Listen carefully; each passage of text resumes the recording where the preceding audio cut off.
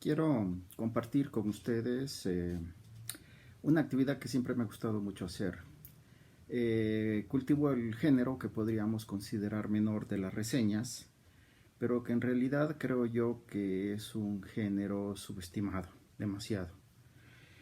Como sea, no quiero utilizar demasiado tiempo para justificarlo, creo que se justifica por sí solo. Ha aparecido un nuevo libro del gran constitucionalista norteamericano Bruce Ackerman, Constituciones Revolucionarias, Liderazgo Carismático y Imperio de la Ley. Sería más o menos una traducción muy libre de su título.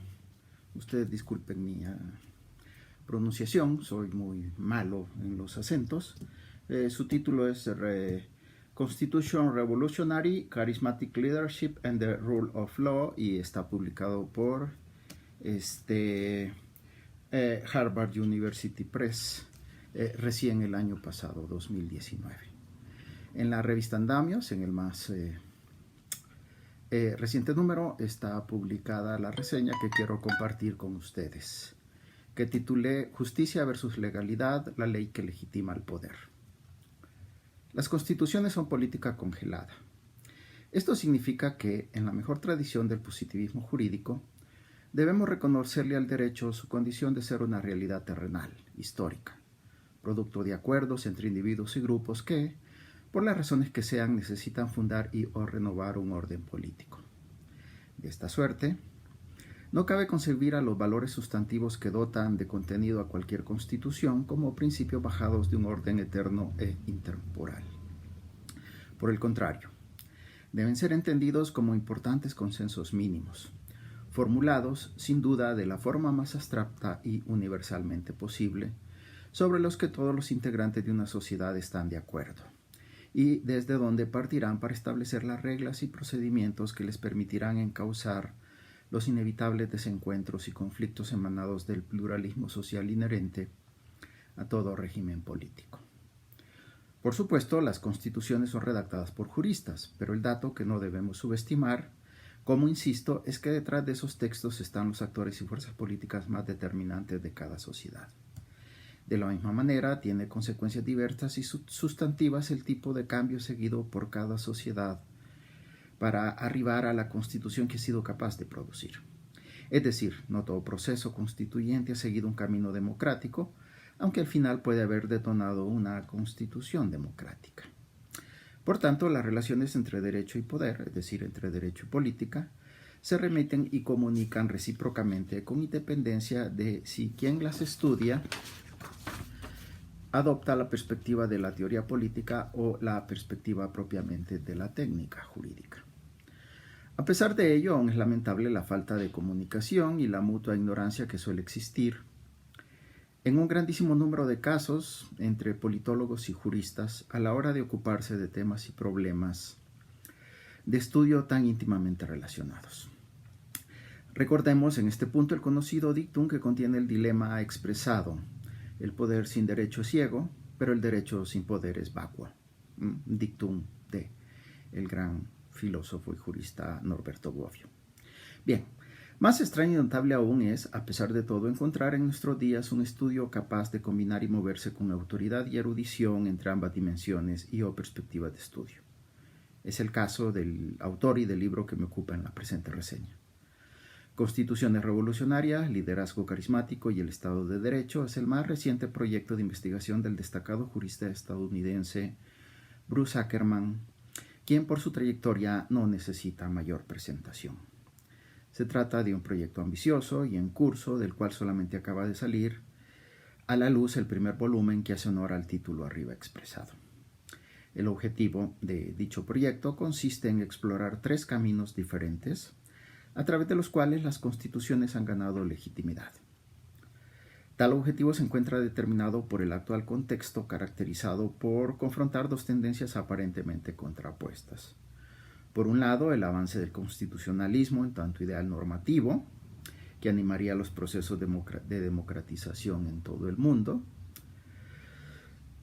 Y por el otro, la aparente evidencia empírica que acusaría el emergente populismo de lo opuesto, esto es decir, de la crisis de dicho proyecto constitucionalista. La manera como Ackermann desmonta esta aparente contradicción consiste en sostener que, si bien el constitucionalismo es un ideal, no lo es de una manera unívoca y con una única fórmula para su realización. Y en segundo lugar, minimizando las potenciales consecuencias catastróficas que el populismo podría infligir a los esfuerzos de democratización a través del avance del constitucionalismo en el mundo. Por otra parte, Ackermann correctamente distingue entre constitucionalismo y Estado de Derecho. Como es ya conocido, los autoritarismos y el Estado de Derecho pueden convivir perfectamente. La primacía y autonomía de la ley pueden complementarse muy bien con un régimen político eficiente pero autoritario. El Estado de Derecho es un ideal más amplio y deseable porque otorga legitimidad a un régimen político con independencia de qué tan autoritario o democrático sea. Y ello ocurre al punto que, bajo el Estado de Derecho, esta es una cita de Ackermann, las autocracias afirman su derecho arbitrario a establecer las reglas, pero requieren que la burocracia y el Poder Judicial implementen sus mandatos de manera coherente y con principios. Cierro la cita. En cambio, el constitucionalismo afirma un principio incompatible para todo autoritarismo, el de la limitación y control del poder. Es decir, cualquier constitucionalismo que se precie de serlo implica la imposición de importantes limitaciones jurídicas a los principales responsables de la toma de decisiones. Ahora bien, Ackermann no adopta un enfoque radicalmente normativo en el desarrollo de su proyecto. Al contrario, privilegia un acercamiento profundamente ilustrado e histórico-cultural. Según Ackermann, cito, la presencia o ausencia de una creencia generalizada en la legitimidad constitucional puede desempeñar un papel importante en la configuración de la vida política y social. Propone, en consecuencia, una tipología donde combina reflexiones hondamente jurídicas que, no obstante, están acompañadas de una lectura politológica cuasi pragmática. Esa tipología comprende tres modelos ideales, a saber, 1. Cito, cuando un movimiento revolucionario es exitoso.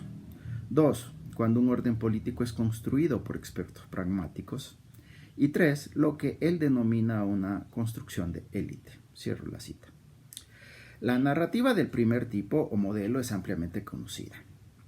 Describe la construcción de un nuevo régimen a partir de una revolución triunfante que desmonta radicalmente el antiguo y en la construcción del nuevo régimen constitucionaliza el carisma revolucionario.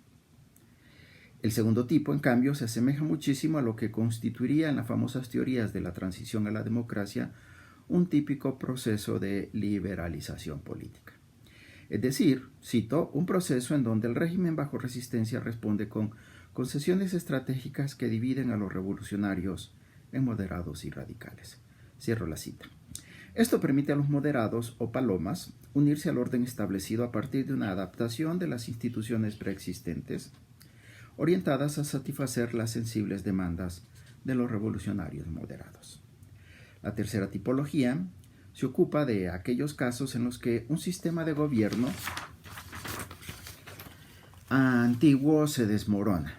Entonces el vacío de poder es ocupado por las élites políticas que sirven como fuerza principal en la creación de un nuevo orden constitucional.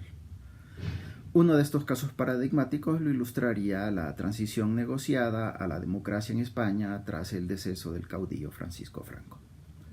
Por supuesto, lo que abunda en la realidad son los casos híbridos. Lo que esta tipología permite es abordar los diferentes problemas prácticos que los procesos de cambio político tienen que resolver, dando paso con ello a diferentes tipos y subtipos de constituciones. Por ejemplo, y simplemente de manera aleatoria a los muchos más casos que Ackermann elige, para desmenuzarlos, se pueden enunciar tres problemáticas típicas para cada uno de los tipos constitucionales descritos. Sobrevivir al líder revolucionario que funda un nuevo régimen, una vez que su vida biológica llega a su fin, suele ser uno de los típicos desafíos que la ciencia política reconoce para este tipo de problemas. Ackermann ahonda y enriquece con su análisis jurídico e histórico esta perspectiva. Afirma en tal sentido que la constitucionalización del carisma no es igual a la burocratización del carisma.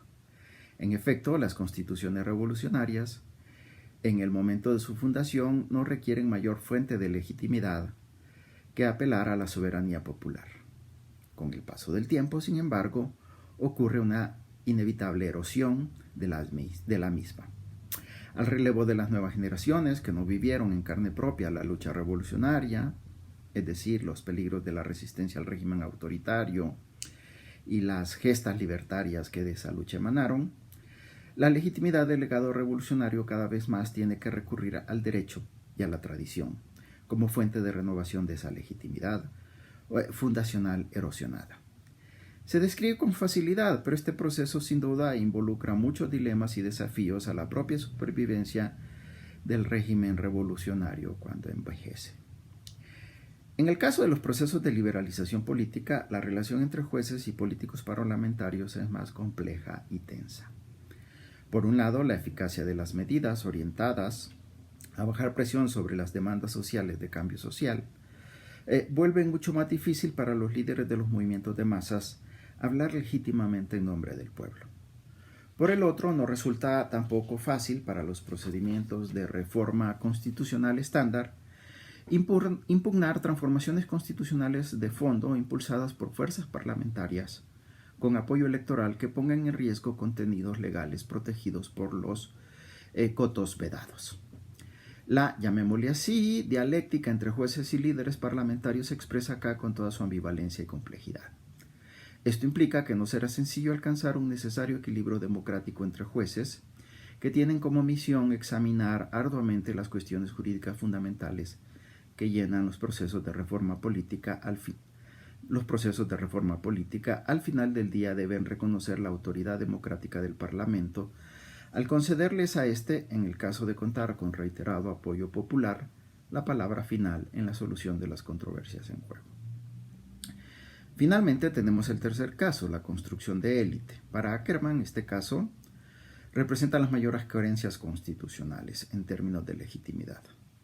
Se trata de lo que él denomina el problema de la autenticidad y hace referencia a aquellos procesos de fundación constitucional que no solo no han contado con apoyo masivo de la población, la cual fue excluida del proceso constituyente, sino que, en el extremo de algunos casos, han sido constituciones dictadas por agentes externos a la propia comunidad nacional. Además de España, los casos prototípicos que ilustran este modelo serían Japón y Alemania, tras el fin de la Segunda Guerra Mundial y más recientemente Irak y Afganistán. Tengo que admitir que esta apretada síntesis no hace justicia a la riqueza de contenidos y perspectivas del volumen, de este primer volumen. A lo largo de los 9 capítulos, Ackerman aborda casos tan disímiles como la India, Sudáfrica, Italia, Francia, Polonia, Birmania, Israel e Irán. De la misma manera, estos casos no se encuentran circunscritos a un forzoso momento histórico que los haga fácilmente comparables entre sí. De tal suerte que, sin renunciar al rigor analítico, Ackerman salta en su relato de un contexto histórico a otro y de una tribulación o momento turbulento de cada caso de estudio con la mirada analítica puesta en cómo los movimientos populares articularon sus campañas insurgentes para que desembocaran o no en democracias constitucionales. La otra constante de los casos de análisis elegidos es el comportamiento de los líderes carismáticos. Las referencias a nombres emblemáticos como Nehru, Gandela, De Gaulle, entre otros, son constantes y atraviesan los momentos más álgidos del análisis de los casos estudiados. Ackerman se empeña en mostrarnos cómo estos diversos liderazgos se enfrentaron dilemas similares en momentos especialmente críticos de los movimientos que impulsaron y condujeron. Ackerman propone como hipótesis de interpretación que la grandeza de estos líderes resultó como consecuencia de su capacidad de contener su ambición de conservar el poder y en cambio utilizar su indudable carisma para conferir legitimidad a los ciudadanos y a las instituciones de la democracia por la que ellos lucharon. Les agradezco la atención a la presente. Si quieren ir directamente al texto que acabo de compartir con ustedes, pues lo remito a la página de Andamios, revista de investigación social del Colegio de Humanidades y Ciencias Sociales de la Universidad Autónoma de la Ciudad de México. Se trata del número 42 de enero-abril de 2020. Muchas gracias por su amable atención.